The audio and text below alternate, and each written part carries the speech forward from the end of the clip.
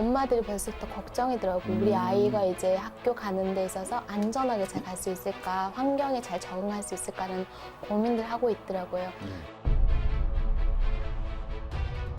이제 뭐 길 건너에서 누가 부른다든가 그럴 때는 차가 오든 말든 그 부름에만 집중해서 아이들은 그냥 뛰는 거예요. 한 해 동안에 어린이 교통사고가 약 1,900여 건 정도가 발생을 했는데요. 이 발생 건수보다 부상자 수가 훨씬 많습니다. 부상자 수는 13,000명이 넘어요.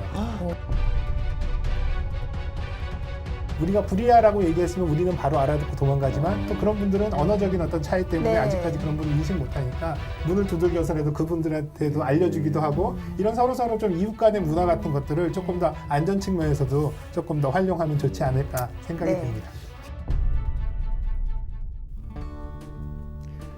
여러분 안녕하십니까? 다문화 사회 곳곳의 이슈들을 파헤쳐서 그 이면에 있는 속사정을 시원하게 밝혀보는 색다른 시사 토크 속사정. 저는 진행을 맡은 양지열입니다. 오늘도 각기각층 전문가분들 모시고 이야기 나눠보도록 하겠습니다. 안녕하세요. 안녕하세요. 오랜만에 자리해 주셨어요. 서울시립대 소방방재학과 이영주 교수님 나오셨는데 오늘 또 봄철 안전 문제에 관해서 많은 얘기 좀 부탁드립니다. 네, 알겠습니다. 봄이라서 이제 사람들이 몸도 마음도 이렇게 밝아지는 시기인데요. 또 이런 시기에 사실은 화재라든지 기타 여러 가지 안전사고의 위험성도 굉장히 많이 있고 또 사고도 실제로 많이 일어나거든요. 그래서 오늘 그런 측면에서 안전을 조금 더 챙기시라는 의미에서 같이 한번 논의를 해보도록 하겠습니다. 예, 꼭 오늘은 귀 기울여서 유난히 귀 기울여 잘 들어야 될 것 같습니다.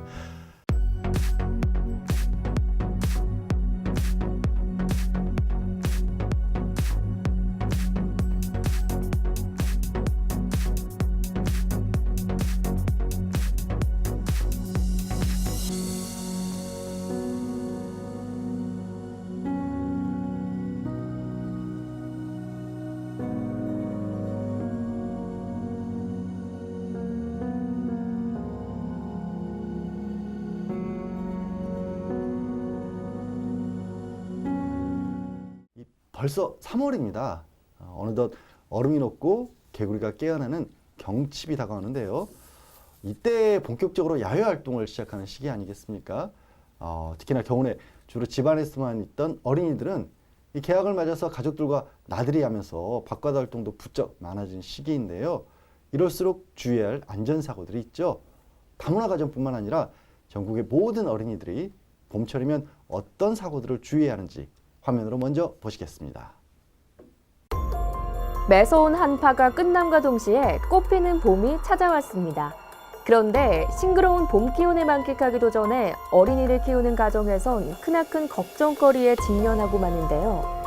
겨우내 실내 활동만 주로 하던 아이들이 개학 시즌을 맞아 새 학기를 여는 것과 동시에 야외 활동으로 인한 갖가지 사고들이 속출하고 있습니다. 길거리에서도 학교 안 교실에서도 또 부모님이 일터에 가시고 홀로 남은 집안에서도 우리 아이들이 있는 곳곳마다 위험천만한 요소들이 도사리고 있는데요. 스쿨존 교통사고에서부터 학교 운동장과 놀이터, 집안에서의 안전사고까지 오늘 속사정에서는 봄철 어린이 안전사고에 대해 알아보도록 하겠습니다. 네. 신 회장님, 네. 봄이 오면 다 좋은 것만 있는 건 아닌 것 같아요. 이게 막 새싹도 뜨고 흥겨워지기도 하는데 네. 걱정하는 어떤 속사정들도 좀 있다고 하는데 아무래도 뭐가 제일 걱정일까요, 회장님? 네. 이제 아무튼 만물이 생동한다고 하잖아요. 그래서 이제 깊은 잠에서 사람이나 동물이나 식물이 다 깨어나는 것 같아요. 그러면서 이제 활발한 활동이 이제 시작이 되는데요. 특히 이제 우리 어린이들이 이제 유아들은 어린이집에 가게 되고 또 이제 유년기를 거친 아이들은 이제 학교를 가게 되죠. 예. 그러면서 아이들이 이제 학교에 적응하고 이제 새롭고 낯선 환경에서 뭔가 이제 그 기반을 다져가는 거잖아요. 이제 사람으로서 살기 위한 그런 기반인데 이제 주변에 이제 이렇게 이제 활발성이 노출이 되다 보니까 그런 이제 그 안전사고 이런 부분에도 매우 주의를 해야 될 때라는 생각을 합니다. 딱 그때를 맞고 계신 아이를 키우고 계신 네. 분이 지금 버티가시죠. 네, 맞아요. 네. 저는 이제 아이가 7살이잖아요. 네네. 내년이면 학교 가요. 근데 벌써 이제 주변에 학부모들 많거든요. 왜냐하면 저희 딸의 이제 형님 반 친구들이 3월 때부터 이제 학교 갈 거거든요. 같은 반 친구들이. 그래서 엄마들이 벌써부터 걱정이더라고. 우리 아이가 이제 학교 가는 데 있어서 안전하게 잘 갈 수 있을까, 환경에 잘 적응할 수 있을까라는 고민들 하고 있더라고요. 그것은 제 곧 내년에 이제 고민으로 바뀌겠죠. 예. 네. 그러게요. 교수님, 네. 여기 이제 실제 이제 봄 되면 아이들 사고가 안전사고가 많이 발생하나요? 예, 실제로 이제 다양하게 발생을 하게 되는데요. 크게 두 가지 측면으로 볼 수 있을 것 같아요. 우선 첫 번째는 사실 따뜻해지는 시기, 소위 이제 해빙기라고 그래서 예. 기후적인 측성에 따라서 따뜻해지면서 얼었던 땅도 녹으면서 여러 가지 이제 이런 자연적인 어떤 이런 기후에 의한 이런 안전사고 이런 것들도 발생할 수가 있고요. 또 이제 가장 대표적인 것들 건조한 기후 때문에 발생하는 화재 이런 부분들도 사실 많이 발생을 하는 이런 시기입니다. 네. 또 앞서 이제 말씀하셨던 것처럼 이 새로운 환경과 이제 이렇게 신학기가 시작되면서 새로운 환경에 적응되는 시기이기 때문에 또 활동도 많아지는 시기이기 때문에 이런 이제 활동상의 여러 가지 부주의라든지 안전에 관련된 이런 어린이들 안전 특히 이런 부분들은 사고도 많이 발생하고 실제로 통계적으로도 그런 부분들이 봄철에 집중되는 것으로 확인되고 있습니다. 네. 근데 야마구치 교수님, 이 아이들만 움직이기 시작하는 건 아니잖아요. 아, 그렇죠. 저는 뭐 매월 산악회 가는데요. 지난번에 시산지에 가려고 나갔더니 갑자기 땅이 뻑 들어가가지고요. 넘어질 뻔했어요. 그러니까 걷다가도 그런 사고가 좀 많이 일어나는 것 같아요. 땅이 꺼졌어요? 네. 예, 실제로 이제 이런 것들을 이제 뭐 배부름 현상 이렇게 이제 부르기도 하는데요. 예, 예. 뭐 쉽게 말씀드리면 이제 땅 속에서 물이 이제 지하수라든지 땅 속에 있던 물들이 이제 얼게 되면 겨우 때 얼었다 녹았다를 반복하게 되면 그러면서 땅 속에 이제 공극이 생기게 되거든요. 이러면서 이제 땅이 이제 푸석푸석해지거나 네, 그쪽 네. 부분 이렇게 배부름처럼 이렇게 부어 오르는 이런 현상이 일어나는데요. 이렇게 부풀어 오르는 현상 그렇죠. 근데 이런 데를 말씀이에요. 이제 자칫 잘못 그래서 땅이 물렁물렁해지거나 네. 이런 공극이 커질 경우에 밟았을 때 이제 밑으로 꺼지는 네. 그래서 이를테면 이제 넘어지거나 다치는 이런 현상들도 발생하고요. 또 공사 현장 같은 데는 이렇게 해서 이제 이를테면 토사가 붕괴되는 이런 상황도 발생할 수 있거든요. 그래서 이렇게 이제 해빙기 시기 이런 이제 봄철이 막 시작되는 시기에는 공사 현장 주변을 다니실 때 항상 주의를 하셔야 되고요. 또 어린이들 입장에서는 놀이터 담벼락이라든지 또 학교 담벼락 네. 이런 부분들이 이제 네. 하부 부분이 땅이 이제 약해지면서 네. 담벼락이 넘어진다거나 이러면서 다칠 수가 네. 있거든요. 그래서 항상 이런 네. 담벼락 주변이라든지 네. 축대 주변 이런 곳은 항상 좀 조심을 하셔야 되겠습니다. 자, 이제 본격적으로 좀 얘기를 나눠볼까 하는데요. 우리가 이제 안전사고 하면 특히 아이들 같은 경우에는 어른들 늘 하시는 말씀, 차 조심해라. 교통사고 맞아요. 아니겠어요? 걱정 좀 되시죠, 버트가 씨? 네, 맞아요. 저희 집 동네 같은 경우는 이게 저희 아이 어린이집 갈 때까지 시장통을 이제 지나가야 되는 경우가 많거든요. 매일매일 사실 그래요. 근데 아이의 손을 꼭 잡고 다니는 경우가 많죠, 당연히.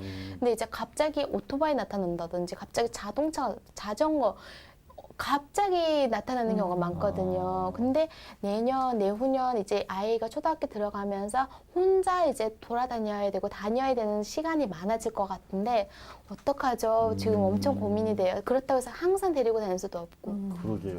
네. 회장님 진짜 아까 말씀하신 것처럼 애들은 네. 천방지축일 수밖에 없지만 애들이. 네. 아이들이 보면 굉장히 단순하잖아요. 그리고 조급하고 또 모방성이 있고 우리 아이들의 특성이에요.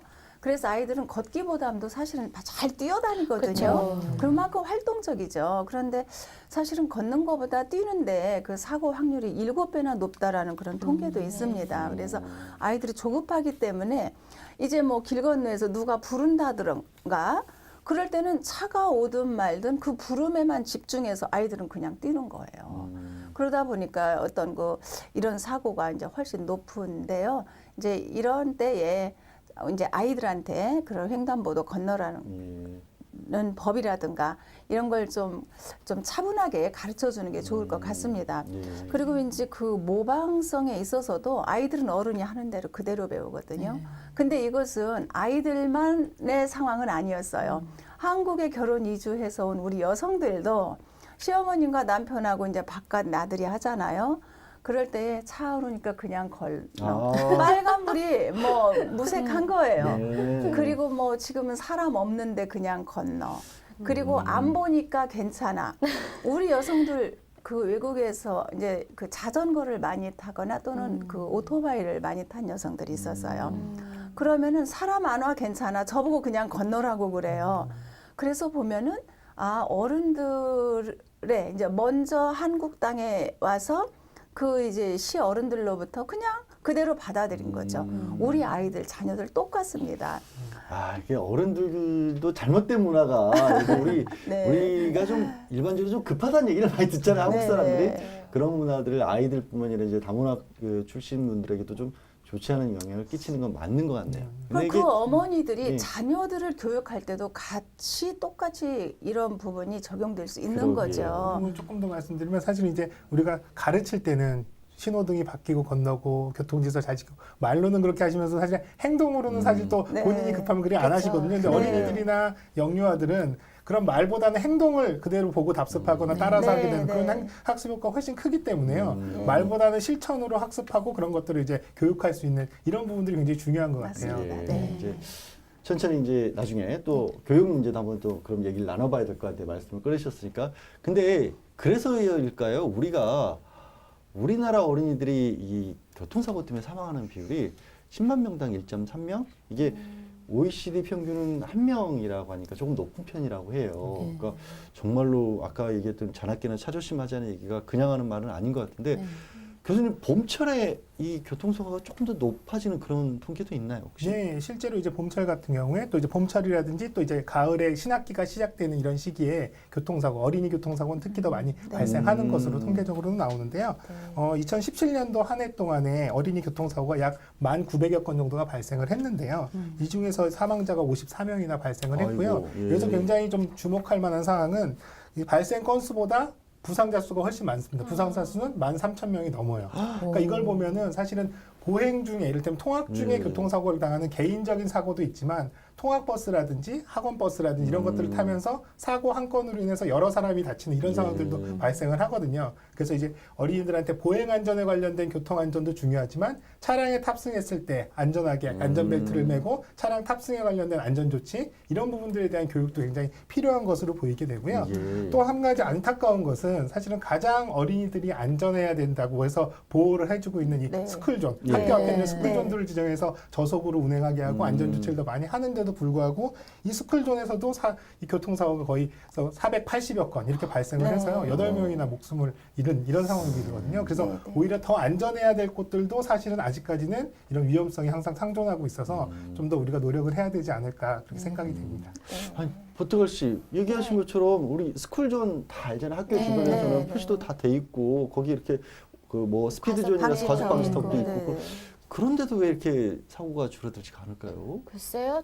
저는 일단 차를 운전하지 않긴 하거든요. 완전 항상 걸어 다니는 타입인데요. 근데 저는 제 아는 친구들이 해외에 살다 한국에 왔는데 갑자기 이제 자기 차 말고 주변 차가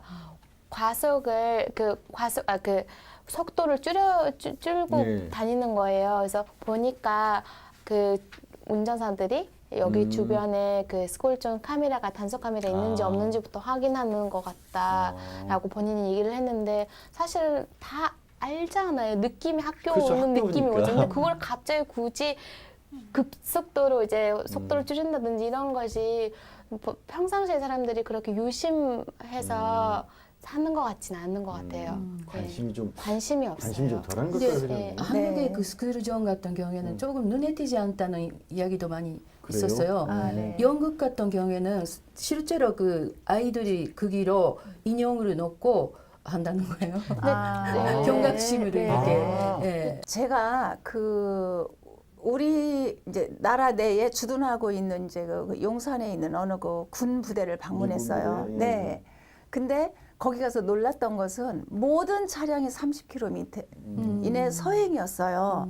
그래서 왜 그러죠? 그랬더니 여기에는 그 주둔하는 병사들의 자녀들이 학교를 다니고 있기 때문이라는 거예요. 그래서 모든 어른도 누구도 30km의 어떤 불만을 갖지 않았어요. 그래서 이제 저는 이런 생각이 들었어요. 아, 우리나라 내에 있는 외국에 있는 어떤 그 군 부대 굉장히 넓은데요. 여기서 30km 이상을 반드시 준수하는 게 한국의 택시기사 누구나 다 알고 있어요. 여기서 걸리면 큰일 나는 거죠. 그러면 우리도 분명히 이런 법이 있는데 왜 우리는 별로 이렇게 CCTV가 있으면 이제 그 벌금을 내기 때문에 주의를 하고 없는 곳은 또 그쵸. 이렇게 빨리 가려 하는 이런 그 경향들은 다 우리 저도 스스로가 좀 인식을 좀 달리해야겠다. 그래서 실효성이 있도록 하려면 좀 더 많이 부착을 해놓고 철저하게 관리와 감시가 필요하지 않을까 싶습니다. 양쪽 다 필요하겠죠. 더 네. 이제 어떻게 보면은 단속할 수 있는 것도 많이 만들자면 의식도 바뀌어야 될 것 같은데 교수님 그것도 속도 제한도 있지만 우리 법이 바뀌어서 통학버스 주변에 사고가 많이 일어나니까 맞습니다. 아이들 내릴 때는 그 통학버스가 서 있는 데 말고 바로 옆에 차로 같은 경우도 혹시 뛰어나올까 봐 이렇게 네, 맞습니다. 천천히 가도록 이 법도 만들어져 있는데 그것도 좀 잘 안 지켜지죠. 예, 맞습니다. 실제로 이제 우리나라 같은 경우는 또 이런 통학버스에 관련된 이제 물론 학교 통학버스도 있지만 사실은 이제 학원 통학버스라든지 이런 사설로 운영되는 통학버스들이 워낙 많아요. 네. 또 그리고 이제 이런 학교 때는 이런 이제 학원을 가는 학생들을 챙기느라고 학교 앞이 정말 오히려 이런 그 통학 차량들 때문에 더 위험하고 붐비는 상황들이 발생하기도 그렇죠. 있거든요. 예. 그래서 네. 이런 부분들이 사실 어떻게 보면 오히려 더 안전하고 또 이 안전을 지키면서 운행되어야 되는 이런 차량들 때문에 오히려 이제 학교 앞이라든지 어린이들이 위험에 노출되는 이런 상황들이 사실은 좀 더 개선이 될 필요는 있다라고 생각이 네. 듭니다. 선전 사례 같은 경우는 조금 다르죠. 그러면 예, 예. 이게 뭐 결국 우리가 외국에서 배운 거긴 한데. 네, 뭐 우리나라도 사실은 이전에 아까 설명하셨던 것처럼 OECD 국가들 중에서 교통사고 굉장히 많이 발생하는 나라여서 그동안에 굉장히 지속적으로 노력을 해서 사실은 점차 감소하고 있는 추세입니다. 사망자 숫자를 이런 네, 것들은. 네. 그래도 아직까지는 아직 우리가 말할 수 있는 선진국의 수준까지 도달하지 못했지만 나아지고는 있습니다만 아직까지는 이런 부분들이 좀 이제 외국의 좋은 사례들을 많이 좀 받아들여야 될 필요가 있는데요. 네. 대표적인 게 이제 미국 같은 경우는 이제 어린이들이 이제 이렇게 이용하고 있는 이제 횡단보도라든지 또 이런 부분들은 뭐 많이 이용하는 곳은 반드시 횡단보도를 설치해야 되는 것뿐만 아니라 이런 부분들이 뭐 CCTV라든지 이런 것들을 반드시 설치토록 하고 있어요. 그래서 이런 사고에 대한 부분들을 예방하는 부분들도 있지만 또 사고가 난 이후에도 이런 부분들 조치에 관련된 것들을 확인하는 이런 과정에 활용하는 부분들도 있고요. 또 이제 캐나다 같은 경우는 이제 이런 횡단보도 같은 경우는 훨씬 더 운전자들이나 또 보행자들이 눈에 명확하게 띄게 하기 위해서 우리 같은 경우는 이제 흰색이라든지 아니면 이제 황색으로 한 가지 색깔로만 이렇게 이제 도색을 해놓는데요. 이런 네. 것들을 여러 색깔을 이제 사용해서 좀 더 눈에 잘 띄게끔 그래서 멀리서도 네. 명확하게 확인할 걸어다니는 사람이나 운전자도 명확하게 확인할 수 있게끔 하는 이런 것들도 있고요. 또 이제 통학버스 같은 경우에 이를테면 이제 서로의 규칙으로서 이를테면 이제 내린 어린이가 길을 건너려고 할 때 손을 흔들어서 네. 이런 부분들을 운전자, 이 통학기사한테 손을 흔들면 네. 통학기사가 다른 쪽의 차선이나 차 아. 뒤쪽에 차들이 오는지를 확인한 다음에 수신호로 손을 흔들어주면 저는 길을 건널 거예요 라고 하면 지금은 안전하니까 건너도 돼 라고 신호를 해줘서 그 이후에 확인한 다음 길을 건너게 네. 하는 네. 이런 것들이 이제 뭐 세이프티 웨이브라고 하는 이런 이제 운동들도 하고 있거든요. 그렇군요. 그래서 이제 이런 부분들은 사실은 굉장히 사소한 것 같지만 네. 세심하게 또 안전을 하나하나 챙기는 네. 이런 문화로서 자리 잡을 수 있다는 점에서 우리도 한번 좀 네. 교육을 해볼 필요가 있겠다 생각이 됩니다. 그러면 저 한 가지 제안 드리고 싶은데요. 사소하지만 안전하기 위해서 아이들이 이렇게 그 버스에서 내리잖아요. 스쿨버스든 학원 버스든 네. 내려서 아이들이 앞으로 갈 때는 괜찮아요. 네. 앞으로 가서 길을 건널 때는. 근데 아이들이 버스 뒤로 이렇게 길을 건널 때에 네. 그 위험한 것을 제가 한두 번 목격한 적이 있어요. 제가 유치원 교사였어요. 그래서 저는 차에서 내리거든 버스 뒤로 건너지 말고 앞으로 손을 들고 건널 것을 교육한 적이 있었습니다. 그런데 지금도 좀 필요하지 않을까 네. 말씀드리면서 생각할 수 맞습니다. 있었습니다. 제일 좋은 건 사실은 이제 통학 기사님들이 사실은 조금 좀 불편하시겠지만 내리거나 또 그냥 단순히 내리는 친구들은 상관없지만 또 내려서 길을 건너야 되는 친구들이라면 외국 영화 같은 거 보시면 그런 것들 많이 보셨을 거예요. 운전기사가 내려서 스탑이라고 하는 편말을 들고 길을 건너준 다음에 네. 다시 돌아와서 운전을 하고 가는 이런 것들도 있거든요. 그러니까 운전기사분들이 단순히 차를 운전하는 것만 뿐만 아니라 이 어린이들이 본인의 집이나 목적지까지 안전히 갈 수 있게끔 최대한 노력하고 배려해 주는 것들이 사실은 그분들의 임무라고 생각을 하신다 그러면 네. 이런 부분들을 조금 더 적극적으로 또 세심하게 좀 챙겨 주실 수 있었으면 좋겠다 생각이 됩니다. 네. 유난히 우리 같은 경우에 이제 사실 스쿨버스뿐만 아니라 사설학원들도 많고 해서 이런 부분들에 좀 더 섬세해야 될 필요가 있을 것 같고요. 사실 야마구치 교수님, 일본도 예전에는 어린이 교통사고 참 많았는데 그렇죠. 좀 대대적으로 뭐 비상사태까지 선포해가면서 네. 계도를 해서 많이 나아졌다면서요? 예, 일본에는 그 교통 전쟁이라는 말도 있었는데요. 그거 무슨 말이냐면 전쟁터에 가는 만큼 사람 사망한다는 거예요. 교통사고로. 교통전쟁. 네. 그러니까 그런 말도 있었는데요. 1970년대가 70년가 제일 피크였어요.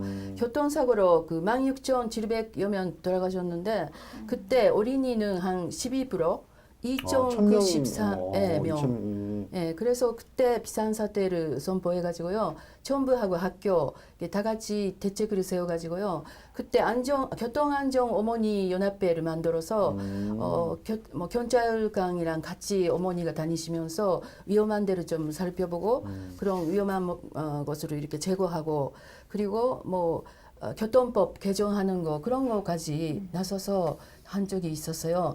그래서 많이 줄었어요, 사실은. 그러니까 45년 동안 한 4분의 1 정도로 줄어가지고 지금도 계속 줄어들고 있어요. 지금 제조 17년, 18년 연속으로 제조로 됐어요. 네, 그래서 그걸 조금 더 이제 교수님 설명에 좀 덧붙이자면요. 또 이렇게 이제 안전 교육에 관련된 부분도 굉장히 집중적으로 한 부분. 또 이런 것들이 이제 역할한 것도 이제 곳곳에 설치된 이 교통공원 이런 것들이 이제 많이 일반화돼 있거든요. 일본 같은 경우는. 그래서 이제 실제로 이런 데 같은 경우에 이제 교통공원에서 실제로 차량들의 교통이 실제로 뭐 카트로 운전해 본다든지 뭐 여러 가지 교통 상황에 대한 안전한 이런 활동들을 이제 교육을 받을 수 있게끔 환경을 조성을 했거든요. 그래서 그 대표적인 게 이제 이바라키현에 있는 이 교통공원 같은 경우는 면적만 약 한 7만 평 정도 되는데요. 여기에 실제로 직접 본인이 카트를 도로를 주행해 보면서 실제로 안전에 관련된 부분을 학습하는 이런 과정들도 있고요. 또 실제로는 이제 그 스턴트맨 같은 분들을 활용해서 갑자기 뛰어들거나 교통사고를 갑자기 당하게 됐을 때 이런 상황들을 직접 체험해 봄으로써 이런 부분들에 대한 위험성이라는 이런 부분들을 훨씬 더 실제감 있게 체득해서 이를테면 이제 뇌리에 깊게 남게 하는 이런 교육과를 노리는 이런 부분들도 사실 어떻게 보면 재난안전이라든지 이런 안전에 관련된 부분들 우리나라 같은 경우는 사실 아직까지 교통안전에 관련된 부분들도 대부분 굉장히 흥미라든지 재미 위주로 이렇게 이제 교육이 되는 경우도 있는데 물론 이제 이런 부분들의 교육과도 중요하지만 또 한편으로는 이런 것들이 얼마나 위험한지 이런 것들이 얼마나 큰 사고로 이어질 수 있는지를 명확하게 알게 해주는 것도 중요하거든요. 그래서 이러한 부분들 같은 경우는 일본의 이런 이제 충격 교육이라고 하는 이런 부분들, 재난의 위험을 정확하게 인식하게 해주는 부분, 이런 부분들도 우리도 조금 더 참고할 필요가 있겠다 생각이 됩니다. 우리도 뭐 이렇게 그 교통 시설 체험해보는 그런 공원 같은 데는 종종 이제 생겼죠. 많이들 하고 있기도 하는데, 근데 저 현재 신회장님, 일본 초등학생들은 또 좀 특별한 가방을 들고 다니는 아이들도 있다면서요? 네, 그래요. 그 시즈오카현 그쪽에 이제 보니까 초등학생들이 그 횡단 가방이라고 해서 그 가방을 들고 다니는 거예요. 근데 이제 이게 이제 멀리서도 눈에 잘 띌 수 있는 그런 가방이죠. 그래서 고명도, 고채도 이제 그 노란색 바탕에 그런 횡단 마크가 새겨져 있는 가방을 들고 가방 다닙니다. 자체 네, 가방 자체가. 그래서 그게 이제 어디서 보더라도 거의 100m 전방에서도 이렇게 그 식별할 수 있대요. 그 운전기사가. 그래서 초등학생이 길을 건너는 것을 알 수 있겠죠. 그래서 안전은 100번 강구해도 부족하지 않을 것 같아요. 이거랑 조금 비슷한 걸 한 가지 더 말씀드리면 사실은 또 사고가 많이 발생하는 그 교통안전 사고 많이 발생하는 날이 비 오는 날이에요. 근데 비 오는 날이 왜 그러냐면 우산을 쓰다 보면 어린이들이 가방을 메고 우산을 쓰면 앞에 안 보여요. 그래서 이제 투명한 우산을 보급하는 이런 사업들도 굉장히 중요하거든요. 왜냐하면 투명한 우산 같은 경우는 비는 막아주지만 시야를 확보해 줄 수 있기 때문에 차량이 온다거나 혹은 자기 보행상의 안전을 이제 챙길 수가 있기 때문에 사실 이런 이제 아까 말씀드린 이런 노란 가방 이런 운동처럼 사실은 사소한 용품들이나 이런 것들을 잘만 활용하면 훨씬 더 안전할 수 있는 것들이 많이 있거든요. 그래서 이런 안전에 대해서는 우리가 교육도 중요하지만 실제적으로 안전할 수 있는 어떤 물건들 또 이런 방법들을 찾아서 적용시키는 것들 이런 것도 중요하다고 생각이 됩니다. 예, 근데 교수님 이 교통사고 이런 것들은 이제 학교 가기까지의 문제였고 맞습니다. 학교에 잘 가서도 학교 안에서도 아이들이 다칠 경우도 많잖아요. 예, 맞습니다. 사실 이제 학교라고 하는 공간이 어린이들로 치면은 가장 많이 있는 또 이 활동들이 가장 많이 있는 이런 이제 공간이기 때문에요. 다행히 이제 오래 있다 보면 거기서 다양한 활동들을 하면서 다치기도 하고 또 이제 좀 조심해야 될 것도 많아지는데요. 사실 이제 학교라고 하는 공간 같은 경우 이제 이를테면 운동장이라든지 놀이터 역시 이제 활동이 가장 많은 공간 이런 곳들 중심으로 사실은 이제 가장 많이 사고들이 발생을 하게 됩니다. 그리고 또 이제 뭐 이를테면 활동 중엔 그런 건 어떤 때냐? 쉬는 시간 되면 이제 가장 아이들이 또 막 왁자지껄 뭐 여러 가지 장난도 치고 이러다 보니까 안전사고가 많이 발생하는 경우들이 있고요. 그 다음에 이제 체육활동. 그 다음에 또 이제 이런 사용하는 이런 위험물질에 관련된 부분들은 이제 이런 실험실이라는 이런 부분들도 화재가 발생하거나 이런 경우들도 있고요. 최근 같은 경우는 학교 안전 중 가장 중요한 부분들의 하나가 학교에서 이를테면 화재가 발생하는 경우들이 좀 늘어나고 있어요. 그 이유는 뭐냐면 학교에서 이제 급식을 하게 되면서 직접 조리를 하거나 이런 상황들 때문에 이런 급식에 의한 이제 조리 주방에서 조리를 하다가 화재가 발생하는 것들이 같이 있는 이제 학교 건물로 확산이 돼서 위험하게 되는 이런 상황들. 그래서 다양한 이런 이제 학교에서도 이런 우리 사회에서 일어날 수 있는 여러 가지 안전에 관련된 부분들이 축소돼서 그대로 다 위험들이 있다. 그래서 이런 부분들을 좀 잘 챙겨야 되는 그런 상황이라고 말씀드릴 수가 있습니다. 그러게 이렇게 말씀 듣고 하니까 애가 학교만 무사히 가면 될 줄 알았더니 학교 안에서 조심해야 될 게 굉장히 많은데 그러면 결국 이제 교사분들을 포함해서 어린이들에게도 안전 규정을 좀 잘 가르쳐 드리는 게 필요할 것 같은데 이 내용은 우리 이제 곧 초등학교 1년 남았지만 이제 학부모가 되실 권태가 씨가 좀 소개를 해주세요. 어떤 안전 교육이 이루어지고 있어요 지금? 네, 현재 학교 안전교육 크게 초, 중, 등 교육법, 아동복지법 등의 근거해서 2015년 개정한 교육 과정에 따라 초등학교 1학년, 2학년인 경우 안전생활이란 이란 안전교과를 신설하고 있어요. 또 교육 과정 내 안전교육 가르치기 위해서 교과 시간 내에 단원 재구성하거나 창의적 체험 활동 시간을 활용해서 지도하도록 하고 있어요.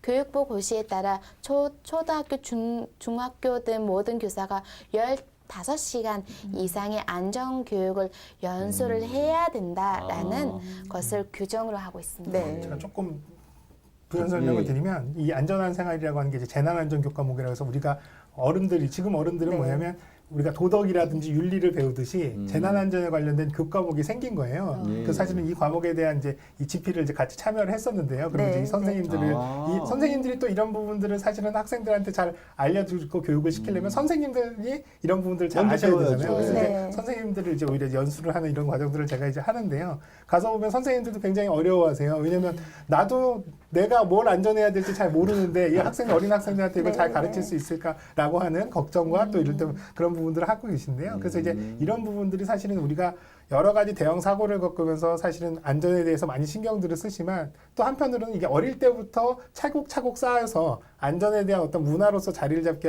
위해서는 어려서부터 이런 부분들이 교육이 되는 것도 굉장히 중요하거든요. 그래서 그런 부분들이 어떤 시발점이라고 생각하시고 이런 교육들이 있다. 그래서 어떤 부모님들은 이런 교과목이 있는지도 모르시는 분들도 아직도 있으시더라고요. 네, 그래서 네, 저도 사실 처음 들었습니다. 이런 교과목이 있다는 거 아시면 초등학교 교과서지만 그런 내용들이 충분히 안전할 수 있는 여러 가지 이런 내용들을 확인하실 수가 있습니다.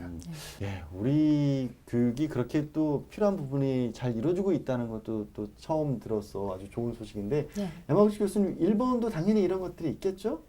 일본은 원래 그 태풍이라던가 이런 그 지진이라던가 아, 예. 자연재해가 많아가지고요. 항상 뭐 반성 듣고 행동해야 할 상황이 많아요.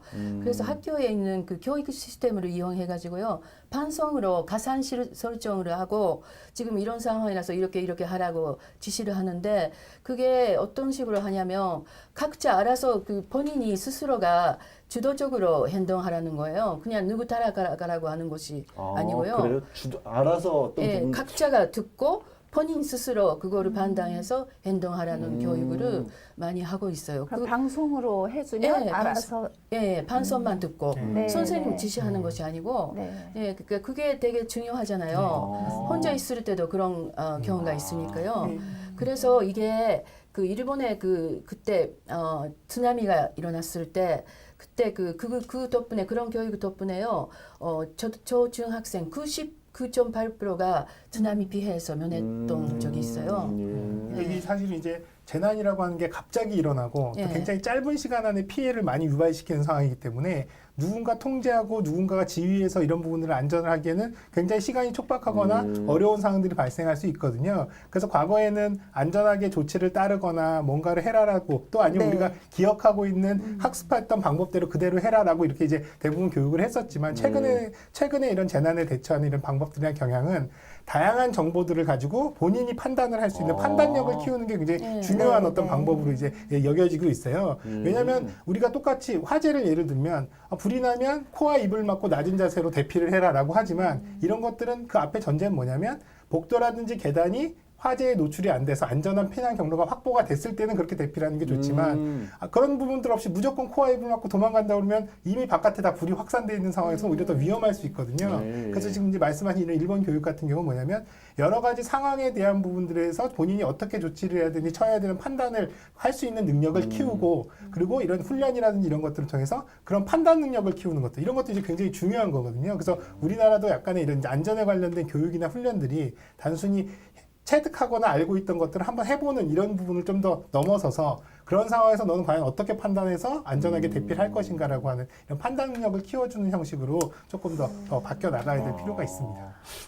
예, 그러면 교수님 뭐 네. 물론 말씀드린 것처럼 여러 가지 상황에 따른 판단을 해야겠지만 네. 그래도 일반적인 어떤 안전 상황이 학교에서 발생했을 때 네. 우리 학생들이 취해야 될 조치 이런 거 네. 하나만 얘기를 해주세요. 우선 이제 가장 학교에서는 일단 어찌됐든 보호자가 되는 선생님이라든지 이런 분들이 계시기 때문에 본인이 다쳤을 때 본인 스스로를 조치하기에는 사실 아직은 미숙하고 어린 측면들이 있거든요. 그래서 본인이 다치거나 안전사고를 당했을 때는 누군가에게 도움을 요청하는 게 가장 중요해요. 그래서 내가 다친 상황에 주변에 있는 친구들이라든지 또 친구를 통해서 선생님이라든지 이런 분들이 본인이 상황을 이런 상황이 됐다는 것들을 빨리 알려야 되는 부분들이 있고 또 간단한 이제 이를테면 이제 응급처치가 가능한 나이라고 한다면 그런 부분들 응급처치 같은 것들도 일부 하면 좋은데요. 사실 가장 대표적인 게 뭐냐면 우리가 넘어지거나 다치거나 이랬을 때 우리가 너무 놀란 마음에 빨리 일어나려고 하고 움직이려고 하는 이런 상황들이 발생하는데 이런 경우에 이제 골절이 일어나거나 이랬을 때 오히려 더 상태가 안 좋아질 수 있거든요. 그래서 넘어졌을 때 너무 빨리 일어나려고 하지 말고요.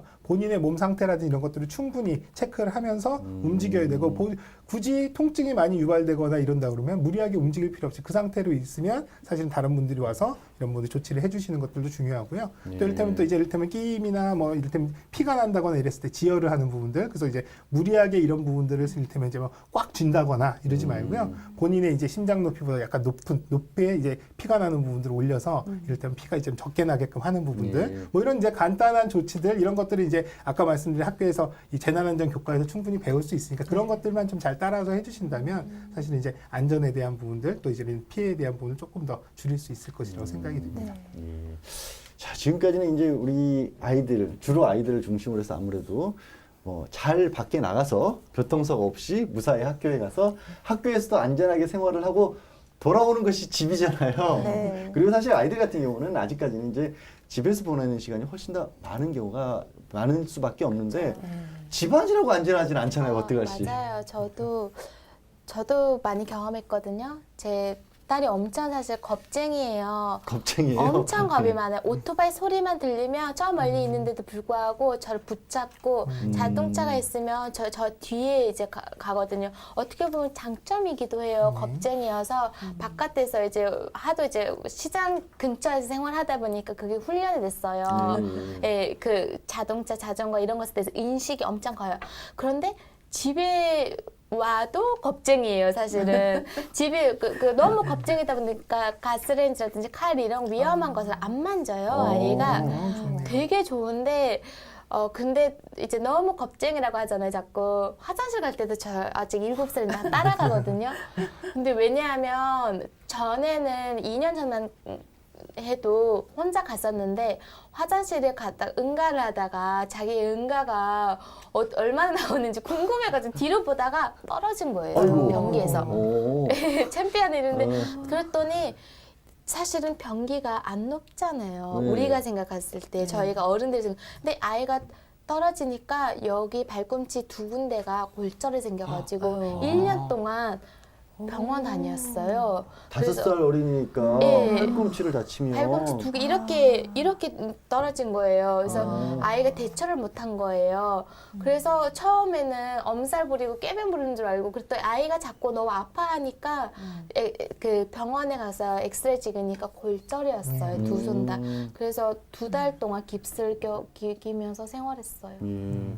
아니 진짜 차라리 겁이 많은 게 나을 것 같아요. 왜냐하면 이게 안목기 교수님이 아이들이 상상할 수 없는 방법으로 크게 많이 다치기도 하잖아요. 그렇죠. 저도 사실은 옛날에 어렸을 때 시골에서 재래시기 화장실에 떨어진 적이 있었어요. 근데 아이고야. 진짜 죽을 뻔했어요. 근데 다행히도 아버지가 옆에 계셔서 금방 구해주셨는데 어렸을 때 이게 아류사탕도 목에 이렇게 막혀가지고 걸려가지고 그때도 아버지가 발을 이렇게 잡고 흔들으셔가지고 겨우 살아났어요. 진짜 죽을 뻔했어요. 그러니까 어린이는 뭘 할지 모르니까요. 진짜 위험한데. 근데 그 얘기를 들으니까 저희 어머님도 작년에 초콜릿 먹다가 죽을 뻔했어요. 그래요? 네. 어른도 똑같아요. 어른도 마찬가지예요. 네. 정말 생활 속에서 너무 흔하게 일어날 수 있는 게 그렇죠. 사고가 우리 그 지난해 전 세계적으로 사실 화제가 됐던 게 이케아라고 하는 다국적 기업에서 판매하는 가구 맞아요. 그게 넘어지는 맞아요. 바람에 네. 미국에서 어린이들이 뭐 네. 다치고 네. 이 사망하는 맞아요. 사고가 있어서 우리나라에서도 이거 판매 중지하고 그랬잖아요. 아, 네. 신 회장님 정말로 이렇게 그 네. 가정 내 안전사고 이게 네. 어린이 안전사고 중에서 비율이 좀 많이 높다면서요? 네, 그렇습니다. 한국 소비자원에서 발표한 통계가 있어요. 2017년도 어린이 안전사고 그 분석에 따르면은 네. 주로 발생한 장소가 거주하는 집이었어요. 집인데 이제 이게 68점 거의 70%를 차지하고 있습니다. 사실은 대부분이 집이네요. 네, 네. 학교보다도. 네, 그래서 어떤 가구는 뭐 판매 금지가 된 적도 맞아요. 있었죠. 네, 그래서 교육 시설이 이제 5.8%, 그리고 이제 여가 문화 놀이 시설이 5.4%로 집계가 되어 있는데요. 아무튼 이러한 것이 외부 활동에서도 안전사고가 있지만 사실은 집 내부에서의 안전사고 아까 말씀하신 대로 제자리식 화장실에도 빠져보시고 또 그렇게 뭐 어르신도 어른임에도 불구하고 목에 뭐가 이렇게 걸린다든가 이런 것들이 주로 집에서 우리 어린이들한테는 더 많이 일어날 수 있는 상황이죠. 그래서 이제 이 가정 내에서 발생할 수 있는 안전사고 유형들을요, 이제 네. 한국 소비자원에서는 이제 6가지 정도로 크게 분류를 하고 있는데요. 네. 들어보시면 다 한두 번쯤은 집에서 정말 경험하셨던 것들일 거예요. 아, 네. 이제 뭐 대표적인 게 아까 이제 가구가 넘어진다거나 네. 혹은 또 본인 스스로 넘어진다거나 이래서 이제 골절이 되는 골절 사고 네. 이런 거도 있고요. 또 그다음에 이제 뭐 동전이라든지 구슬 뭐 이런 것들이 이제 이를테면 목에 걸리거나 혹은 또 이제 블라인드 줄 같은 거, 커튼 줄 같은 게 목에 네. 걸려서 생기는 이제 질식 사고 이런 부분들도 있고요. 또 이제 칼이라든지 뭐 믹서기 또 문 닫으면서 손가락 끼어서 이제 되는 이제 절단 사고 이런 것들 뭐 다 이제 흔하게 발생하는 것들이고요. 그다음에 또 이제 이를테면 밥솥이라든지 맞아요. 뜨거운 국물, 뭐 그다음에 화기 사용하면서 이제 이를테면 화상을 입는 경우가 이제 네. 대표적인 사례들이 있고요. 또 중요한 것 중에 하나가 이제 어린이들이 엄마의 화장품을 마시거나 혹은 또 확인되지 않은 물질들을 먹게 되는 이래서 이제 중독이 되는 중독 사고들이 또 많이 발생을 해요. 또 이런 것들 그다음에 이제 가장 대표적인 것들이 이제 콘센트, 전기기기에 의한 감전 사고 맞아요. 이런 것들이 가장 대표적인 가정 내에서 발생할 수 있는 사고인데요. 또 가장 많이 대표적이면서도 또 우리가 들어보면은 모르는 사고는 하나도 없단 말이죠, 사실은. 네. 그래서 이런 것들이 충분히 대비를 할 필요가 있겠다라는 것들이죠. 그러니까 아까 신 회장님 말씀 따라 집안에서 발생하는 사고가 사실상 70% 가까이 된다고 하고 네.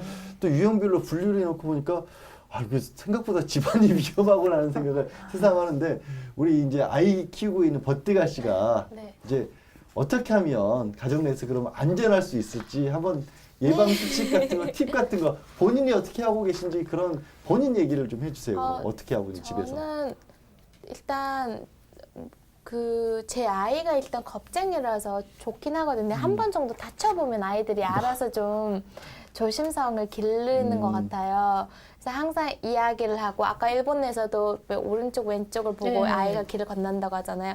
전 아예 노래를 만들어 버려요. 오른쪽 왼쪽 앞을 보고 막 네네. 이러면서 동작해서 항상 노래를 하거든요. 저는 그런 노래를 되게 좋아해서 노래를 통해서 많은 것을 해줘요. 그냥 모든 것이 노래와 관련해서 음악한 사람은 아닌데 그래서 항상 모든 것이 재미있게 모든 것이 이제 가구도 다 생명이 있는 것처럼 묘사를 해가지고 얘기를 해주는 편인 것 같아요. 또 이제 요즘은 다문화 엄마들한테 인기가 많은 게 제 얘기가 아닌데 그거예요. 가정 홈 CCTV요. 그래서 아까 신 회장님께서 말씀하셨잖아요. 그 다문화 여성들은 경제 활동을 해야 된다라고 하잖아요. 그래서 그런 것 때문에 아이를 혼자 놔두는 경우가 많아요, 사실은. 어쩔 수 없이. 어쩔 수 없이. 그래서 홈 CCTV를 설치를 해요. 방마다 설치를 해서 실시간으로 보고 또 홈 CCTV 마이크랑도 연결이 돼가지고 엄마가 옆에 있는 것처럼 돌봐주는 그런 게 지금 인기예요. 네. 그래요. 여러 가지 버티갈 씨만의 팁들을 주셨는데 사실 안전 얘기를 계속하고 있지만 특히 이제 신 회장님 하실 말씀이 다문화 가정 관련해서는 꼭 있으실 것 같아요. 이런 안전 네. 문제가 다문화 가정이 훨씬 더 위험하고 우리 안타깝게도 우리 속사정에서 다뤘지만 김해 원룸 화재 사건 같은 네. 경우도 이 다문화 가정이었기 때문에 더 취약했던 대표적인 사례였죠. 예, 그렇습니다. 정말 안타깝기 이루 말할 수가 없지요. 최선을 다해서 그 자녀와 또 내가 또 내 가족이 이제 살기 위한 정말 어떤 거 몸부림이기도 하지요. 그 이주민들과 이주 중도 입국 자녀들. 그래서 숫자가 작으니까 소수이니까 어떻게 이들까지 다 챙기느냐라는 우리 인식도 없잖아 있어요. 그러나 정말 그 생명, 인간의 존엄성을 우리가 생각하면서 좀 이러한 부분에도 안전 부분에도 인식이 확장되어야 한다라는 생각입니다. 그래서 그 안전재난 문자도 우리 내국인에게 거의 다 오거든요. 그런데 우리 외국인 노동자라든가 이주민 중도입국 자녀들 몰라요. 또 받아도 한국어기 때문에 몰라요. 적어도 영어나 베트남어나 거주별 외국인들에게 이러한 거라도 알려서 그 재난 문자를 주면 좋겠고요. 그 지난번에 그 김해 화재 사건을 보면은 지금 70% 가까이가 가정에서 일어나는 것을 우리는 그 안전사고로 볼 수가 있었는데요. 이때에도 부모들이 일터에 나가 있을 때였어요. 그래서 이 자녀들이 어떻게 대처를 해야 할지 미처 대처하지 못하는 상황에서 일어난 것입니다. 그래서 이러한 것을 생각할 때 우리들이 그 지금 홈 CCTV 말씀을 하셨는데 교수님 혹시 이러한 것은 뭐 지원이 좀 아주 취약 가정이라든가 그래서 내가 밖에 나와 있지만 우리 아이들과 집안에서 어떠한 그 일을 하고 있다. 또는 엄마 우리 내일 과제물이 있는데 뭐를 좀 이렇게 부탁을 한다든가. 근데 이 엄마는 일하느라고 전화 받는 것도 사실은 눈치를 봐야 하고 일터에서 그렇다면 이런 거라도 좀 이렇게 지원을 해줄 수 있는 그런 방안은 없으신가 저는 말씀드리고 싶습니다. 생각해요. 왜냐하면 이거는 단순히 이제 이를테면 뭐 그 어린이를 직접 케어를 못하기 때문에 케어하는 측면도 있지만 사실은 재난이라든지 이런 것들을 발생했을 때 이를테면 이런 안전사고들 재난이 발생했을 때 그런 부분들에 또 조치를 취할 수 있는 또 유일한 방법일 수도 있거든요. 네. 그 때문에 사실 이런 부분들은 사실 또 어떻게 보면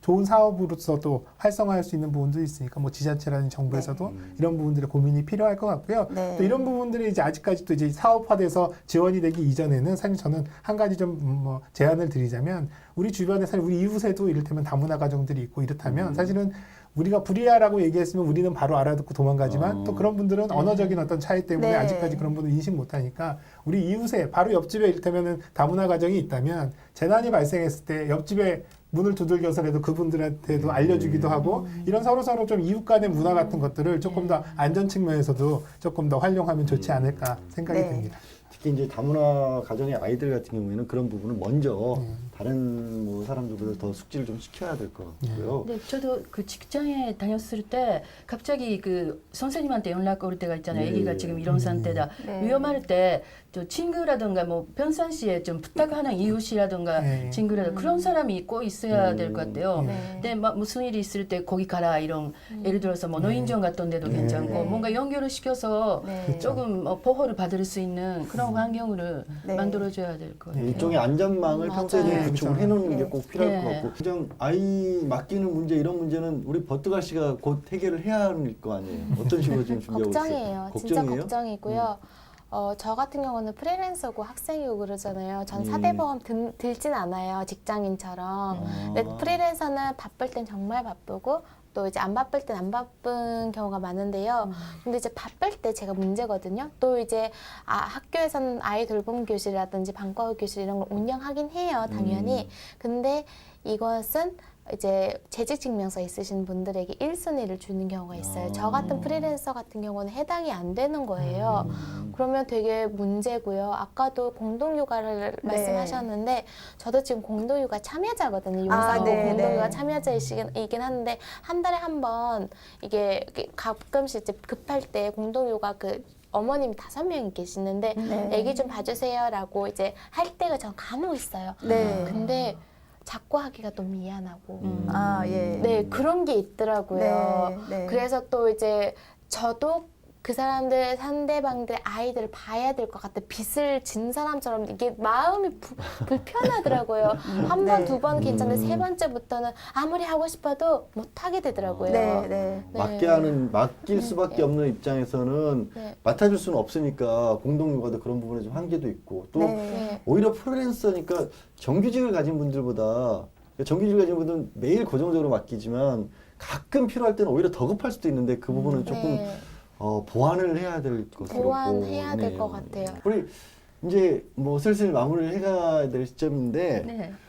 야마구치 교수님 생각하시에 우리 부모님들이 어떤 부분을 좀 신경을 써야 될까? 위험으로부터 아이들을 그리고 뭐 자신도 지키려면 어떤 노력을 해야 될까 한 말씀 좀 해주세요. 아, 네. 그러니까 아까 말씀드리는 대로 좀 항상 그 비상사태를 좀 생각하고 그런 거를 좀 약간 그 도와줄 수 있는 사람도 주변에 좀 있어야 되고 그 도쿄에 이런 서비스가 있는데요. 24시간 365일 그 전화하고 110일로 모든 육아에 대한 거를 좀 상담할 수 있는 그런 시스템이 있어요. 그래서 예를 들어서 이런 집에서 어느 정도 하고 또 병원에 보내야 된다. 아니면 병원에 안 가도 어떻게든 할 수 있다. 이런 정보를 좀 자세하게 알려주고 이게 365일 다 24시간 해주니까 그런 시스템이 좀 약간 이용하면 조금 약간 부모님들의 좀 도움이 되겠죠. 예, 그런 안전이란 것도 모르겠어요. 결국에는 긴급한 일이 벌어졌는데 내가 뭘 어떻게 해야 될지 모르면 네. 일이 더 커질 수 있기 때문에 네. 그런 시스템을 특히 육아 관련해서는 도입하는 것도 좀 네. 필요해 보입니다. 그리고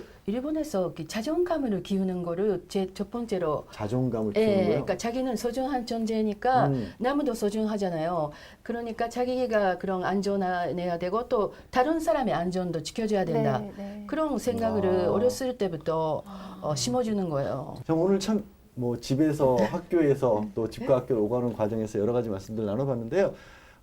아무래도 끝 말씀은 우리 이제 이 교수님한테 부탁을 드려야겠죠. 전문가시니까 네. 그 말씀 마지막으로 해주신다면. 네, 오늘 뭐 어떤 다양한 이런 안전에 대해서 또 생활 안전에 대해서 이제 안전사고 얘기를 나눴는데요. 여기서 꼭 말씀드리고 싶은 거는 우리가 자연재해라든지 이런 것들은 사실 우리가 막을 수 없습니다. 그래서 발생했을 때 어떻게 좀 더 피해를 줄이느냐라지만 사실은 이런 생활 안전사고는 우리가 조심하면 조심한 만큼 막을 수 있어요. 피해를 네, 입지 네. 않을 수 있습니다. 그리고 또 하나 중요한 거는 아까 자존감 말씀하셨는데요. 네. 안전사고는 대부분 물질적 피해가 아니라 내 신체라든지 내 몸에 대한 어떤 피해를 입게 됩니다. 그렇기 네, 때문에 네. 이런 안전을 챙기는 것, 생활 속에서 안전을 챙기는 것이 정말 나를 사랑하고 이런 것들이 네. 나를 사랑하느니 내 몸을 이제 건강하게 지키는 네. 것들이라는 걸 꼭 인식하셔서 네. 안전에 대해서 세심하게 신경 쓸 만큼 내 몸과 마음이 이뻐진다라고 네. 생각을 하시면 좋겠습니다. 네. 이게 뭐 안전에서 인성에서 뷰티 네. 강의까지 오늘 또 정리를 해주셨네요. 오늘 참 유익한 시간이었던 것 같고요. 예, 좀 유익한 시간이었습니다. 오늘 내용 말씀 여기까지 듣도록 하겠습니다. 고맙습니다. 네, 감사합니다. 오늘은 봄이 오면 두려워지는 봄철 어린이 안전관리에 대해 여러 가지 유형별로 자세히 얘기를 나눠봤는데요. 겨울잠에서 깨어난 개구리가 뛰어놀듯이 우리 아이들이 활기차게 뛰어노는 것도 중요하지만 그만큼 그런 아이들을 둔 부모님들 그리고 그 주변 분들의 더 세심한 관심이 필요한 시기입니다.